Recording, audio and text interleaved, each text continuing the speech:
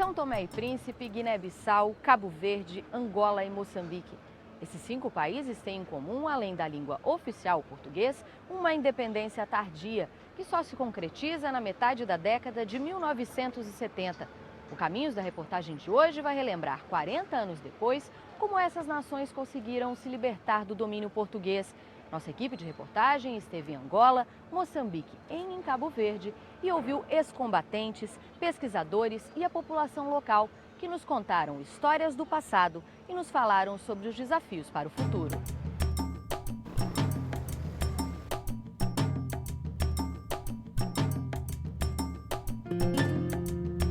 Em 1415, Portugal conquista a cidade de Ceuta, no norte da África, e inicia a expansão marítima portuguesa pelo continente. Em 1446, os portugueses chegam à costa da Guiné-Bissau, depois a Cabo Verde, as inabitadas ilhas de São Tomé e Príncipe e Angola. Em 1498, chegam a Moçambique. Portugal consolida assim o seu império na África. Tudo isso antes da chegada de Pedro Álvares Cabral ao Brasil. Se é verdade o que diz que cada colónia tinha uma história diferente, e acho que isso é muito importante, que cada colónia tem uma história muito própria, com sociedades particulares, com histórias muito interessantes, mas ao mesmo tempo também havia muitas coisas que as uniam, não é? Sobretudo o modo como foram lugares de conquista, de extração de matérias-primas, de exploração de trabalho. Ao contrário do que aconteceu na América, a ocupação efetiva portuguesa no continente africano se deu tardiamente, apenas a partir de 1884. Portugal, assim, gradativamente foi transferindo, estimulando a imigração, sobretudo para Angola.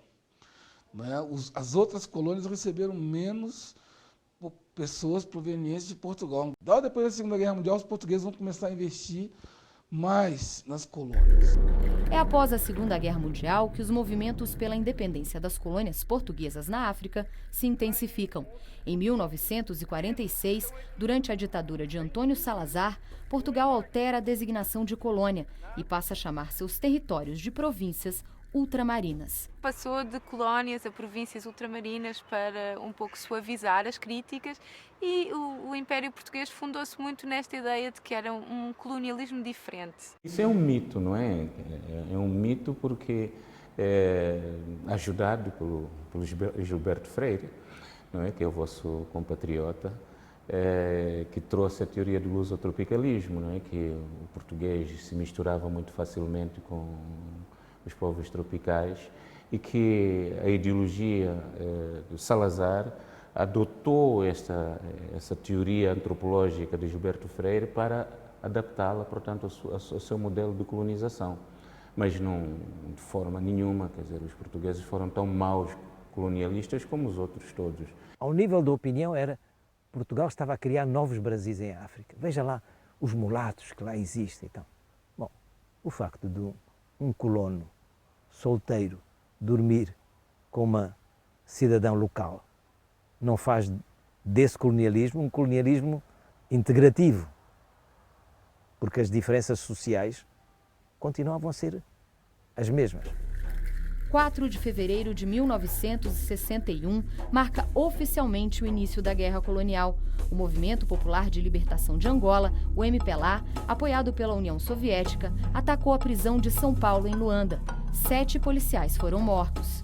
Portugal declarou-se, a partir dos anos 50, uma nação pluricontinental, una e indivisível. Essa retórica levou a que o colonialismo português nunca aceitasse negociar com os movimentos de libertação que começam a surgir nos anos 50 e, por essa forma, fosse paulatinamente conduzido para uma situação de guerra colonial. Um dos fundadores e principal expoente do MPLA foi Agostinho Neto. Poeta e médico, Agostinho casou-se em 1958 com Maria Eugênia, uma portuguesa. Ela relembra. O Dr. Agostinho Neto eu conheci em Portugal, em Lisboa. Ele era uma figura conhecida pública no meio de toda aquela diáspora que estava lá, sobretudo os estudantes, da Casa dos Santos do Império. No ano seguinte, os dois partem para Angola. Agostinho vira dirigente do MPLA. Vim para Angola quando casei com o meu marido. Eu nunca tinha vindo à África, não havia exatamente definições exatas de partidos. As pessoas davam-se entre elas, mesmo de outras tendências que não as do MPLA, mas as pessoas davam-se porque o essencial era a independência. E mais ou menos naquela altura, toda a gente via no Agostinho Neto o nosso Moisés, como eles diziam, o libertador. Maria Eugênia conta que muitas vezes teve medo de que o marido fosse assassinado. Houve uma altura, era Natal, e ele não passou connosco. Bom, ele procurava nessas datas estar, né? Essa não teve. Eu disse, não vai. E as lágrimas corriam-me para a cara abaixo, mesmo sem eu poder conter. Eu não sabia porquê. Eu dizia, não vai. Ele tem que ir. Por um triz, tinha-lhe preparado uma coisa para o matar. Por acaso não, talvez as minhas mãos tive sempre a sensação que as minhas mãos iam que o protegiam. Dessas coisas que a gente não sabe explicar. E recorda as inúmeras prisões de Agostinho.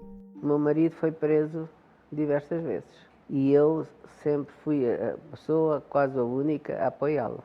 Escrevia dia sim, dia não, e eu escrevia essas cartas para ele. Era como um contacto humano de fora para dentro e de dentro para fora. As lembranças da prisão ecoam na memória de Justino, que também lutou pela independência de Angola. Ele conta que foi preso várias vezes, mas nunca sentiu medo. Nós perdemos nosso pai muito jovem, muito pequenos ainda, mas a minha mãe não nos ensinou a ter medo. Portanto, a minha mãe quase que nos empurrava para a luta. Portanto, ela dizia que cada um de nós tem o seu papel na história, na vida, e que o processo de libertação era uma obrigação para todos nós. Foi ainda na adolescência que Justino decidiu entrar para o MPLA. Eu, quando tinha 12 anos, eu já tinha perfeita noção do que se passava no mundo, e especialmente em Angola, porque tinha uma história familiar de intervenção política e também intervenção cívica. E por isso mesmo foi muito fácil para mim perceber os fenómenos da época.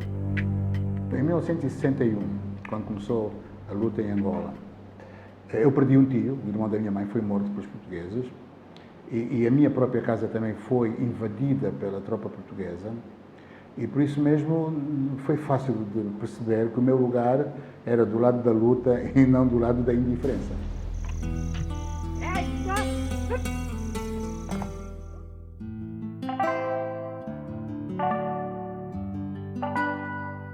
José Jorge era também menino quando as guerras coloniais começaram, mas se lembra bem de como era o domínio português. Havia sempre preferência pelos cidadãos portugueses que estavam cá, para todas as situações, quer para empregos, para regalias. Os nacionais eram sempre colocados em segundo plano. Não é? Eu lembro-me, no tempo colonial, os cidadãos brancos nascidos em Angola eram considerados brancos de segunda. As guerras coloniais se arrastaram por 13 anos. Foi uma guerra que levou 40% em média do orçamento de Estado. Além disso, a guerra ocupou cerca de 1 milhão de pessoas, levou 1 milhão de portugueses para a guerra ao longo dos 13 anos, o que significa a mobilização de uma percentagem da população ativa do país superior à mobilização dos Estados Unidos para a guerra do Vietnã. Em 25 de abril de 1974, um movimento liderado por capitães que haviam participado da guerra colonial depõe a ditadura de Salazar. Este levante militar ficou conhecido como Revolução dos Cravos. O movimento militar de 25 de abril é um movimento que, interpretando o cansaço com a guerra, derruba o regime com o objetivo de pôr fim à guerra e, por essa forma, impor um regime de caráter democrático. Era preciso, em última análise, reconhecer o direito à autodeterminação e à independência dos povos das colónias. Angola é declarada independente em 11 de novembro de 1975. Foi a primeira a lutar pela independência e a última das colônias a consegui-la. A bandeira que hoje flutua é o símbolo da liberdade, fruto do sangue, do ardor e das lágrimas e do abnegado amor do povo angolano. Este é um dos trechos do discurso de Agostinho Neto, feito no dia da independência de Angola. O Comitê Central do Movimento Popular de Libertação de Angola, MPLA, proclama solenemente perante a África e o mundo a independência de Angola. A alegria foi tão grande dele, não dele e do povo, não ele, mas como um poeta que idealizou, esperou, aguentou, construiu. Foi muito grande, foi uma alegria muito grande ver realizado esse sonho e o fim de uma época histórica também. Tinha chegado o momento dos africanos terem a noção de ser.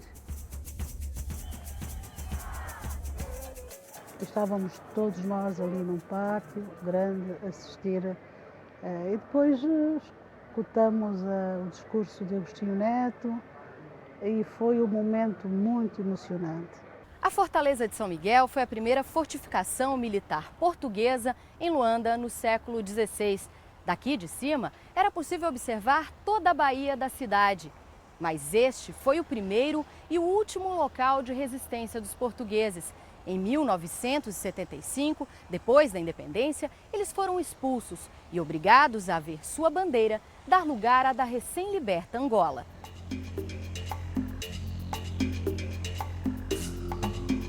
E em 75, em Portugal, dá-se a história dos retornados, do regresso dos retornados, que foi cerca de 500 mil de pessoas que vieram das colónias até Portugal, que era um país que muitos deles nem sequer conhecia, ou seja, eles eram de origem portuguesa, filhos de portugueses ou netos de portugueses, mas já tinham nascido e crescido em África. Francisco é angolano, mas de família de portugueses. Topógrafo, ele teve que deixar Angola depois da independência. Eu tinha uma empresa minha de topografia, tinha 7 topógrafos na altura a trabalhar em diversos pontos de Angola. Tive que os recolher a todos. Paguei e fiquei sem nada. Ele conta que ao chegarem em Portugal foram hostilizados. Vocês estão aqui porque estavam lá a explorar os pretos e tal. Nunca foi isso.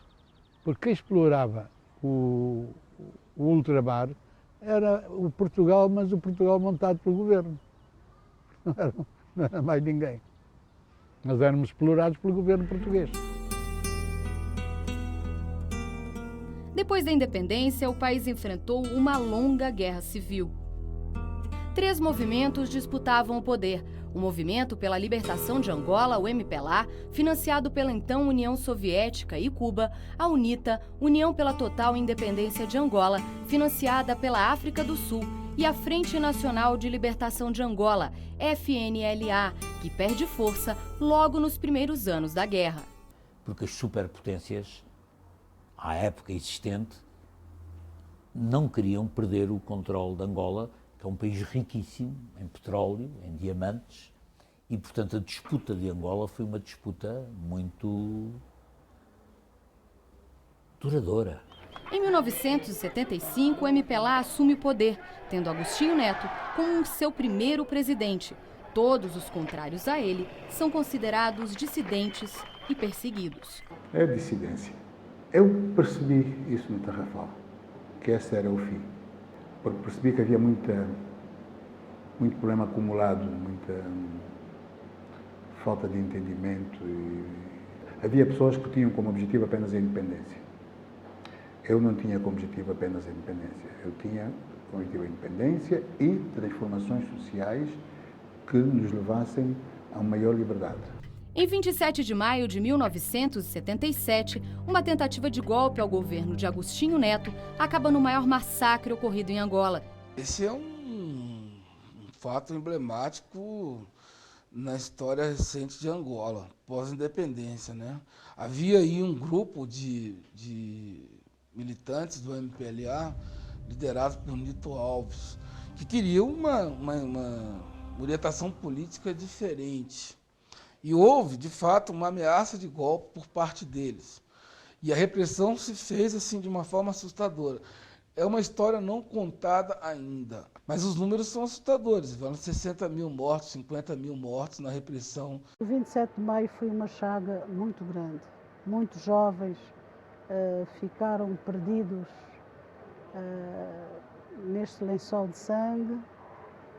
E como sabe, quando há uma ruptura no tecido humano de uma sociedade, leva muitos anos a recompô-la.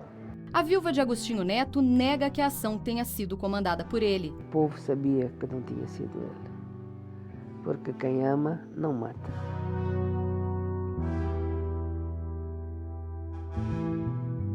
A Guerra Civil atingia todos os angolanos, até quem não militava por nenhum dos dois grupos. José Domingos perdeu um irmão em um confronto entre a UNITA e o MPLA. Houve uma guerra que a UNITA e o MPLA se encontraram. Então, naquele mesmo momento, atacaram o carro onde estava meu irmão. Foi daí que ele faleceu e eu fiquei a saber que existe uma guerra. Ele conta que a família tinha que se mudar sempre por causa da guerra. Guerra que, quer dizer, as pessoas não tinham um bom sossego. Às vezes fugíamos de um sítio para o outro, porque estamos nessa província, tendo lá a guerra intensa, então vamos para outra província. Ficamos naquela província, estamos a ver que não está dando certo também, vamos para outra. Vimos que o meu irmão foi atacado pela UNITA e acabou por falecer. Nós também temos medo que também podemos ser atacados. O brasileiro Luiz Alberto chega em Angola em 1981, também durante a guerra. Um país que estava em guerra, recém feito a independência, mas em guerra interna, tudo era controlado. Você não podia usar a máquina fotográfica porque era proibido. Havia o recolher obrigatório, que você, à meia-noite, tinha que estar recolhido em casa e só sair às 6 horas da manhã no dia seguinte. Se precisasse alguma urgência, você corria riscos de vida nessa altura. A Guerra Civil acaba em 2002, 27 anos depois de ser proclamada a independência. Hoje, 13 anos depois do fim da Guerra Civil e há 40 anos independente, Angola tenta se reestruturar. O território angolano ainda está contaminado por minas terrestres. Segundo o Programa das Nações Unidas para o Desenvolvimento, o PNUD, mais de 80 mil pessoas morreram ou tiveram algum membro amputado em decorrência das minas desde 1975. O MPLA está há 40 anos no poder. Agostinho Neto morre em 1979 na Rússia, onde se tratava de uma doença no fígado. Desde então, José Eduardo Santos governa o país e recebe críticas. É verdade que ter o mesmo partido no poder, ter a mesma pessoa no poder, quer dizer, é um vício despótico terrível, que tem consequências nefastas, porque não há essa cultura da democracia instalada, não é? Em todos os setores da sociedade, não é só na política.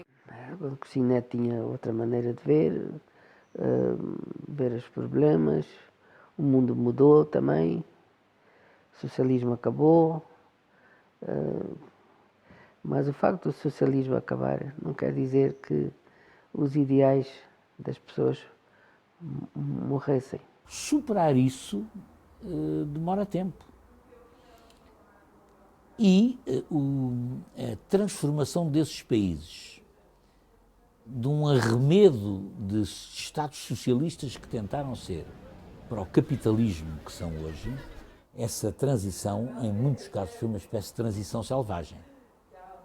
E isso são problemas que existem porque há falta de democracia e de vigilância e de crítica e de liberdade de opinião. mas só se curam com democracia, com liberdade de opinião, com vigilância cidadã sobre os seus dirigentes. Mas para a poetisa Amélia, apesar de ainda longe de ser o país sonhado, a independência angolana deve ser sempre comemorada.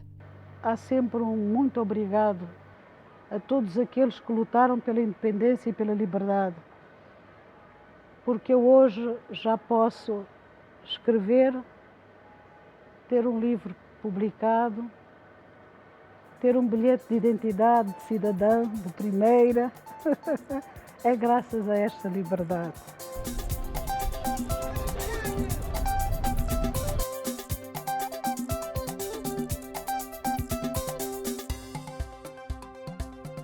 E no próximo bloco, a independência de Moçambique contada por um de seus ex-combatentes e pelos olhos de seu maior escritor, Mia Couto. Voltamos já.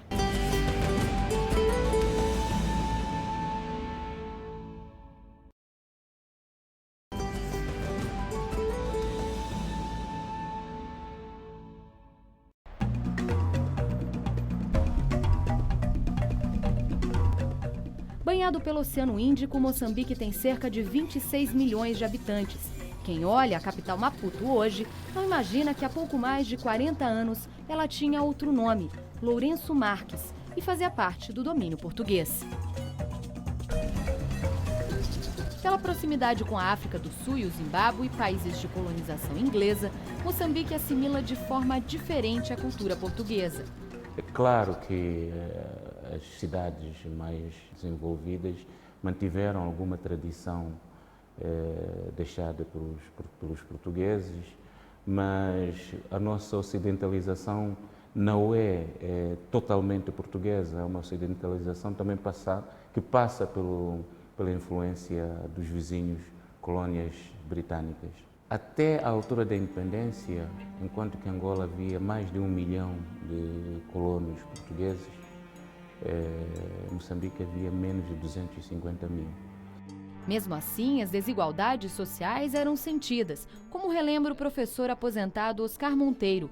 Filho de indianos, ele conta que vivia à parte da sociedade moçambicana. Não estamos completamente integrados na sociedade moçambicana porque estamos a viver naquele nosso limbo, um limbo intermédio. Nem somos totalmente aceitos na sociedade portuguesa, mas também não nos misturamos com a sociedade africana. Se eu quero encontrar uma imagem que define a situação, é a miséria extrema, a submissão dos negros perante todos os outros. Oscar conseguiu uma bolsa de estudos e foi fazer a faculdade de Direito em Lisboa, mas afirma que, mesmo assim, a discriminação persistia. Nós éramos discriminados. E a senhora pode me perguntar, mas então você até foi estudar para Portugal. É verdade, fui estudar como bolseiro. Nós sentíamos, e paradoxalmente, mais você está próximo, mais sente a discriminação. Por exemplo, ser expulso de um clube não é morte de ninguém, mas, no entanto, é uma humilhação terrível. Ver os seus colegas terem certas festas, falar entre eles, mas você saber que nunca há de ir àquela festa. É neste momento que ele decide lutar contra o colonialismo e participa da fundação da Frelimo, Frente de Libertação de Moçambique. Em 25 de setembro de 1964, começa a guerra anticolonial no país.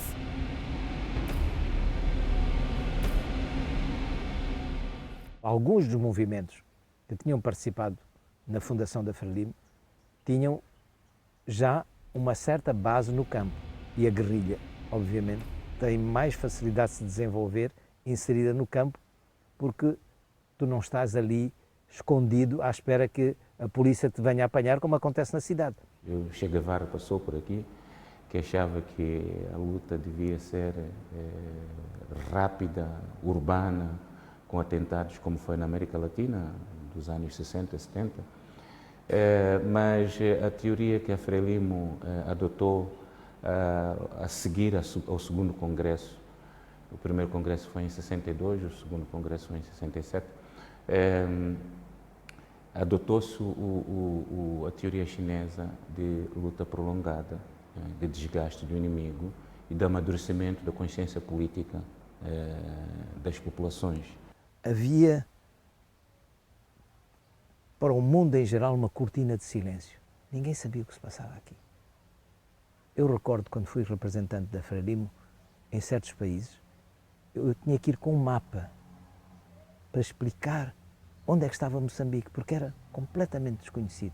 Portanto, ao longo desses anos todos, nós tínhamos ficado, digamos, congelados em termos de conhecimento. Portanto, se nem sabia o que era Moçambique, muito menos o colonialismo.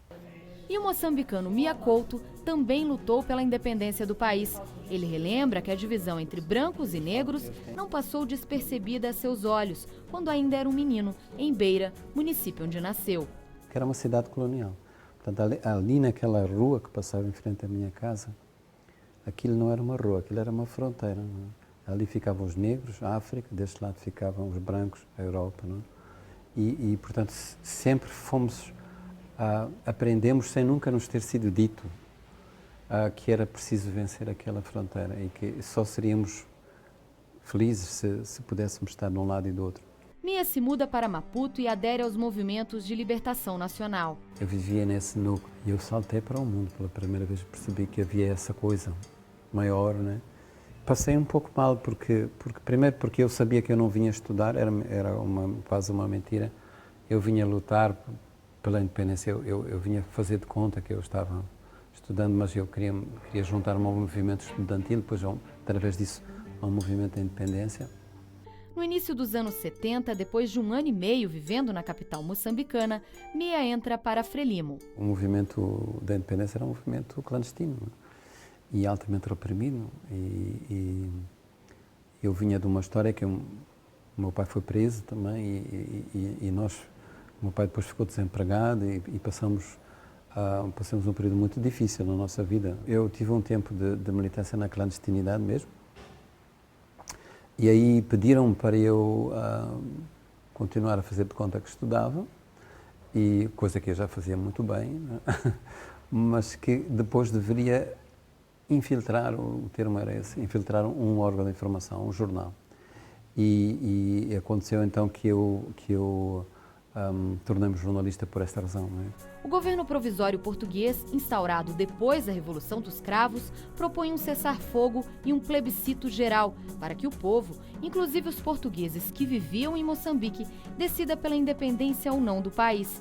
Samora Machel, considerado o maior líder da libertação, nega o acordo e afirma que a paz é inseparável da independência.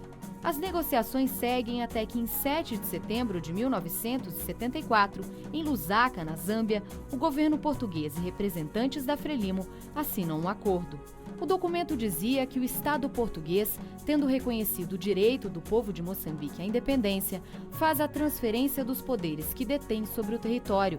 Determina que a independência completa de Moçambique será solenemente proclamada no dia 25 de junho de 1975. Cria um governo provisório e promete dinamizar o processo de descolonização. Mas uma reação contrária acontece quase que imediatamente à assinatura do acordo. Uma população branca que não aceitava a descolonização, que não aceitava a Frelimo como interlocutora do povo moçambicano, desencadeou movimentos insurrecionais até contra o poder político, de que resultaram choques militares e civis, população branca contra população africana, com muitos mortos. E como havia um grande racismo em Moçambique, a ideia de ser governado pelos negros era quase insustentável para a maior parte dos colonos. E daí que os colonos, por um lado, em alguns casos até sabotaram algumas situações, mas fundamentalmente abandonaram rapidamente o país. O que está por detrás disso não são os pequenos acontecimentos. Na minha opinião, é que provavelmente os portugueses nunca aceitavam que um negro pudesse dirigir este país. Porquê? Porque o negro para ele era o moleque da casa dele. Ele dizia, mas o meu moleque agora é que vai ser presidente. E em 25 de junho de 1975, Samora Machel faz o discurso mais esperado pelos moçambicanos, que lutaram por mais de 11 anos pela independência. O Comitê Central da Frelimo proclama solenemente a independência total e completa de Moçambique. A recordação mais emocionante que eu tive do dia da independência foi ver baixar a bandeira portuguesa pela última vez no meu país e subir a bandeira moçambicana da independência. Esse foi um momento realmente inesquecível na vida. Mas o que se segue depois da independência foi uma dura guerra civil entre a Frelimo, que estava no poder com o presidente Samora Machel, e os militantes da Renamo, a resistência nacional moçambicana, apoiada pela África do Sul. O conflito começou 2 anos depois de proclamada a independência do país. A África do Sul e a Rodésia do Sul armaram a Renamo, que foi um movimento que não foi de libertação nacional e que surgiu para contrariar a Frelimo, e a Moçambique também atravessou um longo período de guerra civil. Desorganizou completamente o país, essa guerra civil. Nela, direta ou indiretamente, morreu quase 1 milhão de pessoas. E foi uma grande tragédia para o nacional. Quem viveu aquele período de guerra civil não se esquece. Foi um tempo tenebroso, foi um tempo terrível. Porque a guerra inviabilizou tudo, a estrada, o comércio, a produção. Este país ficou partido, como se tivesse ficado paralisado. E saímos para a rua sem saber o que é que víamos. O que é que tínhamos para comer ao jantar, ao almoço? Porque não havia nada, absolutamente nada nas lojas. Esta miséria, esta ausência de tudo, não? Se dura 1 mês, já é muito. Ou se dura 16 anos, foi o que durou a guerra. Celina também lembra bem das dificuldades causadas pela guerra civil. Sim, era difícil mesmo. Era difícil porque aquilo era tentar sorte. Basta você acordar viva, dizer obrigado Deus. Por exemplo, assim que a guerra parou, estamos melhor. Naquele lugar, a guerra tinha morto a estrada. Pelos caminhos, só as hienas se arrastavam, focinhando entre cinzas e poeiras. A paisagem se mestiçara de tristezas nunca vistas, em cores que se pegavam à boca. Assim começa o livro Terra Sonâmbula, de Mia Couto, que descreve a Guerra Civil moçambicana. Ele conta que começou a escrever para conseguir conviver com o sofrimento que presenciava todos os dias. O único livro que me custou escrever, que me doeu escrever, porque aquilo que eram as mortes mais recentes, meus colegas de serviço, muitos jornalistas morreram, estavam ali, não me deixavam dormir. Então eu era impelido, eu quase chorava para que eles me largassem, porque era muito desgastante. A guerra civil e a fome mataram mais de 1 milhão de pessoas, embora não haja dados oficiais. E é em meio à guerra que os moçambicanos perdem um de seus maiores líderes. O líder da revolução, Samora Machel, também foi o primeiro presidente aqui de Moçambique, entre 1975 e 1986, quando morreu em um acidente de avião. Os seus restos mortais estão enterrados nesta praça em Maputo, mas a causa do acidente até hoje é questionada pelos moçambicanos. Em 1992, já desgastados pela guerra e depois da queda do Muro de Berlim, Renamo e Frelimo assinam um acordo de paz. Apesar de ter adotado um sistema multipartidário, Moçambique é governado pela Frelimo desde sua independência. E a África, de uma forma geral, acabou por adotar o sistema multipartidário como uma fatalidade. Não é que haja uma grande convicção. O sistema multipartidário ou monopartidário não beneficia grandemente as nossas massas camponesas. As nossas massas camponesas não lhes diz absolutamente nada. Em outubro de 2014, a Frelimo conseguiu eleger mais uma vez o seu candidato à presidência da República. Já são 40 anos no poder. Mas as eleições têm sido contestadas pela Renamo, principal partido de oposição que chegou a propor uma divisão do país, entre norte e sul e gerou uma grave crise política. Houve eleições, entramos logo num conflito pós-eleitoral. E a linguagem é sempre a mesma. Se não me dão razão daquilo que eu estou a exigir, eu volto de novo para a guerra. Então nós vivemos sempre assim, o que é que vai acontecer amanhã? O que é muito mau para a democracia. Em Moçambique também tem havido eleições regulares desde 1992, todos os 5 anos tem havido eleições. Essas eleições têm decorrido com a presença da comunidade internacional. Há sempre contestação por parte dos vencidos, mas isso penso que é uma coisa que também vim encontrar no Brasil, portanto não é uma coisa propriamente africana. Hoje, a Frelimo recebe críticas de quem também ajudou a construí-la. Mas depois também a Frelimo, de quem eu fiz parte, não, eu não falo como se fossem eles, não é? Mas como temos erros terríveis, porque nós tínhamos idealizado um país que não existia. E esta coisa do marxismo, de quem eu tenho muito respeito com a ideologia, mas acho que estava muito equivocado, era uma coisa muito simplificada, não é? O mundo era simples, havia as classes sociais e o operariado tomava o poder e nascia um homem novo. Não é assim. O que aconteceu é que nós tivemos que estar muito tempo no poder, porque ainda não havia camadas formadas. Nós, durante aqueles anos, formamos e fomos um grupo muito avançado, mas era preciso saber, um certo momento, sair. Portanto, nós tivemos e temos esse problema. Moçambique é um dos países mais pobres do mundo e tem uma expectativa de vida que não ultrapassa os 41 anos de idade. Falta muitas coisas, porque o que falta, assim, isto aqui de nós vendermos, e nós também gostaríamos de ficarmos aí ou apanharmos um emprego, trabalhar, deixarmos isto aqui de ficar aqui na estrada. Tem muita fome aqui em Moçambique? Sim, há muita fome. Por exemplo, este ano não choveu bem. Muito milho queimou. E aí, para comer, tem que comprar. E dinheiro também, há falta de dinheiro. Moçambique ainda tem 54% da população em situação de pobreza absoluta. E é muita gente.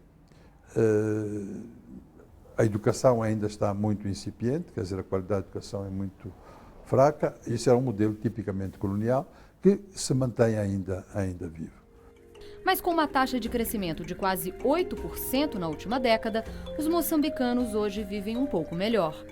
Eu assimilei muito esta cultura moçambicana de não ver o futuro. Aqui, em grande parte das línguas de Moçambique, as línguas indígenas africanas de Moçambique, não há palavra para dizer futuro. Então, é como se fosse um território sagrado, não se antecipa. Mas o que eu posso dizer é que Moçambique, nestes 40 anos, tem avanços muito grandes em coisas muito pouco tangíveis, não é? Quando eu revejo as fotos da minha infância, havia as pessoas que viviam nesses bairros, viviam descalças, não tinham sapatos, viviam uma situação de miséria que já perdemos memória. A miséria não terminou em Moçambique, ainda há zonas rurais onde há muita miséria, mas não é comparável. Gostaria que as liberdades fundamentais fossem respeitadas, liberdade de opinião, liberdade de expressão, o direito à educação, o direito à saúde, o direito à habitação para os jovens, o direito ao emprego, as infraestruturas. Nós fizemos qualquer coisa de bom neste país, então não podemos deixar que as coisas desapareçam. Nós queremos ser um país melhor do que os outros. E no próximo bloco, vamos a Cabo Verde, um dos únicos países que não enfrentou uma guerra civil depois de sua independência. Voltamos já.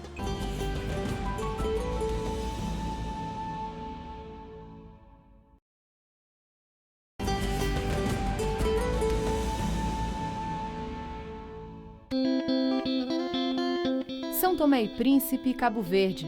Em comum, o fato de serem países insulares e os únicos a não terem passado por uma guerra civil logo após a independência. São Tomé e Príncipe é composto por 2 ilhas principais e várias ilhotas, habitadas por uma população de cerca de 160 mil habitantes. Nesse território de São Tomé e Príncipe, seria muito difícil conseguir fazer um movimento de guerrilha, porque a chance da repressão derrotá-los era enorme, eles não tinham muito para onde fugir. Agora, desde 1960, portanto, no mesmo momento em que está acontecendo nas outras colônias, surge lá em São Tomé e Príncipe o movimento de libertação de São Tomé e Príncipe, que reivindicava a descolonização. Só que, diferentemente dos outros, eles não tinham condições militares, né, e nem seria razoável estabelecer uma guerrilha em um território tão pequeno. Então, eles vão partir por uma iniciativa política de contestação do colonialismo. Em 12 de julho de 1975, o poder foi entregue ao Movimento de Libertação de São Tomé e Príncipe. Na também insular Cabo Verde, o processo para obter um governo próprio foi diferente. A então colônia se aliou à Guiné-Bissau e um movimento único foi criado para representar os dois países, o Partido Africano para a Independência da Guiné e Cabo Verde, o PAIGC. Pedro Pires foi uma das lideranças do partido e relembra. Razões não faltavam, porque a dominação colonial nega ao colonizado o direito de ter o seu próprio Estado, nega ao colonizado os seus direitos mais elementares, porque o colonialismo é baseado na discriminação racial, no domínio racial de certa forma. E é nessa base que nós nos organizamos, ou seja, as gerações dessa época organizaram-se em partidos políticos, em movimentos da libertação nacional e organizaram também a luta da libertação. Aos 27 anos, ele deixa Portugal e segue para o Ghana para fazer treinamento de guerrilha. O Ghana era o país africano da África ao sul do Saara, o país que ganhou a independência em primeiro lugar. Portanto, é uma referência. E também era o país, o governo, que dava apoio e estimulava a luta de libertação nacional nas colónias. Depois vai para a Guiné e se junta aos militantes do PAIGC. Ao seu lado estava o cabo-verdiano Amílcar Cabral, o idealizador do movimento. Eu, quando cheguei na Guiné, já encontrei um partido organizado, que é o PAIGC, sob a liderança de Amílcar Cabral. Eu não fiz mais do que integrar-me como membro desse partido e participar no trabalho, na ação desenvolvida pelo partido. Amílcar Cabral foi um estratega, foi um grande diplomata, mas também foi um grande formador de homens. E o que Cabral dizia era que a independência nunca devia resumir-se ao hino e à bandeira. A independência devia significar algo mais e que, após a independência, era preciso legitimar a independência. E só se legitimaria a independência se as pessoas passassem a viver melhor do que antes, porque senão não haveria necessidade de uma luta pela independência. Embora toda a luta de libertação nacional tenha se desenvolvido nos campos da Guiné-Bissau, Cabo Verde teve importante papel durante a Guerra Colonial. Era em Tarrafal, a 67 quilômetros da capital cabo-verdiana Praia, que ficariam muitos presos políticos. Entre 1935 e 1974, o campo de concentração aqui do Tarrafal recebeu diversos presos políticos, vindos de Guiné-Bissau, de Cabo Verde, de Angola e também de Portugal. Entre eles, os angolanos Justino Pinto de Andrade e seu irmão Vicente, ambos militantes do MPLA. Os portugueses prenderam o meu companheiro, Valentim, meu camarada de luta, Valentim, e o meu irmão é preso 3 dias depois do Valentim ser preso. Quando eles vão prender o meu irmão, eles vão prender o meu irmão de madrugada. E nós dormíamos no mesmo quarto. Vivíamos na nossa casa, eu e ele, que éramos camaradas de luta, que éramos cúmplices. O Vicente é preso e eu percebi que a seguir seria eu preso. E passados alguns dias, também de madrugada, eles prenderam a mim em casa. Justino conta que ao chegar no Tarrafal, encontrou combatentes de outros movimentos de libertação que já estavam presos. Encontro pessoas de quem eu ouvia falar desde criança e nunca tinha visto na minha vida. Indivíduos já estavam presos desde 1958, 59. Né? Indivíduos que tinham sido presos quando eu tinha 10 anos.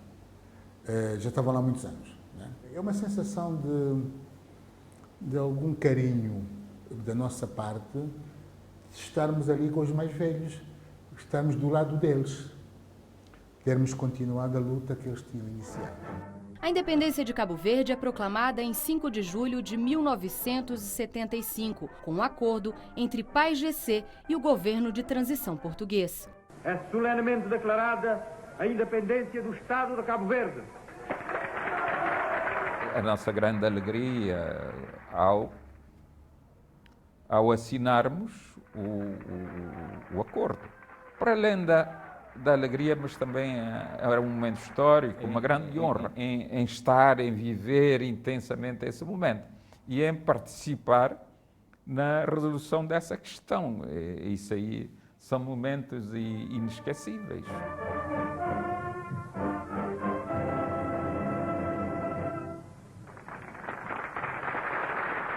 E agora? A pergunta é essa. E agora? Já temos tudo isso? O que é que vamos fazer? A responsabilidade era muito maior. E, sobretudo, com os recursos limitados do país. Uma vez proclamada a independência, os dirigentes cabo-verdianos do PAIGC ainda tiveram a lucidez suficiente para perceber para perceber quando é que estava a razão fundamental pela luta da nossa independência. E essa razão fundamental era garantir um melhor nível de vida aos cabo-verdianos. Até 1980, Guiné-Bissau e Cabo Verde eram governados pelo mesmo partido político, o PAIGC. Mas depois de um golpe que depôs o primeiro presidente, Luiz Cabral, o partido se divide e em Cabo Verde é fundado o Partido Africano da Independência de Cabo Verde, o PAICV. Depois disso, a Guiné-Bissau enfrenta uma ditadura e sucessivos golpes de Estado, além de uma guerra civil que traz instabilidade ao país até os dias de hoje. Cabo Verde vive o oposto e é um dos únicos países das ex-colônias portuguesas, juntamente com São Tomé e Príncipe, a não ser palco de guerra pós-independência. Em 75, quando o Cabo Verde assume a independência política, apesar que o país não começa na democracia, de certa forma já é um progresso, porque a governação passa a ser dominada, passa a ser controlada pelo povo. O que permitiu que enquanto noutros países meios importantes, recursos importantes eram gastos para a guerra ou para uma consolidação do Estado, até um certo Estado policial e totalitário, se você quiser, aqui em Cabo Verde, parte importante desses recursos foram investidos na educação e na saúde. De tal forma que os 40 anos que hoje nós somos reflete, em grande parte, aquilo que nós conseguimos ser desde 75. Numa época em que não havia universidades em Cabo Verde, o governo apostou em parcerias para melhorar a formação profissional da população. José Maria, hoje primeiro-ministro do país, foi um dos beneficiados com a Bolsa de Estudos no exterior. Eu tive a sorte de ser um dos selecionados, dos primeiros para irem à Fundação Getúlio Vargas, na altura, que tinha garantido 3 bolsas a Cabo Verde. E foi a melhor coisa que me aconteceu. A cientista política Roselma também estudou no Brasil. O Brasil tem uma cooperação muito forte com Cabo Verde há muitos anos para a formação de quadros. Eu fui uma das contempladas em 94 para fazer uma graduação na UNB. Acho que o Brasil, para o imaginário do cabo-verdiano, é aquela colônia portuguesa que eu diria deu certo porque tem recursos naturais, é a 7ª economia mundial e tem muita afinidade cultural. O maior número de estudantes estrangeiros em cursos de graduação no Brasil vem de Cabo Verde. Kathleen decidiu estudar Relações Internacionais na Universidade de Brasília em 2010. Ela revela que o sonho de morar no Brasil era antigo. Foi desde pequenininha, tive a influência, tenho uma tia postiça que é brasileira, então eu sempre tive contato com um pouco da cultura daqui, a feijoada e tal. E aí com 9 anos eu vim para cá. Quando eu voltei, eu falei, mãe, eu vou estudar no Brasil. Para os cabo-verdianos é muito enriquecedor. Você viveu uma realidade, você vai para outra, você aprende as coisas dessa realidade. É uma forma de você ver também o que você aprendeu aqui que pode melhorar lá. Os pais que ficaram em Cabo Verde contam que apoiaram a decisão da filha. Para mim foi uma coisa natural, porque também estudei fora. Eu tive uma bolsa de estudo e quando terminei o secundário aqui, fui para os Estados Unidos fazer o curso de eletrónica. Ela queria fazer relações internacionais. Eu é que aconselhei esta formação na Universidade de Brasília. Eu sabia que tinha uma certa projeção internacional e tudo. A qualificação profissional dos cabo-verdianos é vista como uma das principais forças para a mudança do país. Em 75, praticamente 80% dos cabo-verdianos eram pobres e analfabetos.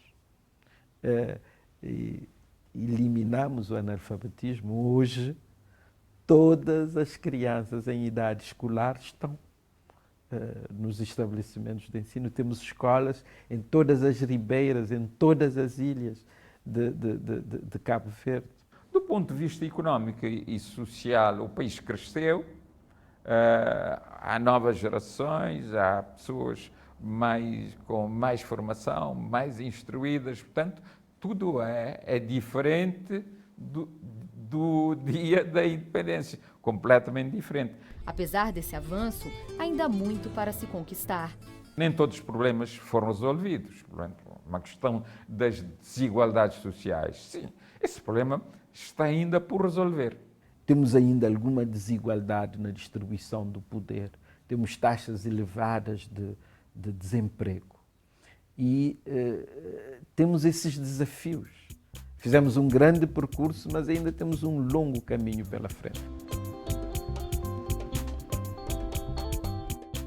Embora tenham em comum a colonização portuguesa, os 5 países, Cabo Verde, São Tomé e Príncipe, Guiné-Bissau, Moçambique e Angola, têm orgulho de suas características que os tornam únicos. São mais as diferenças do que as semelhanças. E o que eu posso apontar como algumas linhas de continuidade entre estes países, de facto, é a questão da língua. Há uma larga percentagem de gente que não tem o português como língua materna e portanto, não aprendeu a escrever. As escolas não ensinam essas línguas. Então, significa que essas pessoas não estão perfeitamente à vontade na língua portuguesa. Eu nasci antes da independência, mas eu sou angolano. Porque o nascer antes ou depois, para mim, não é o que define. É, de facto, o sentimento da pessoa.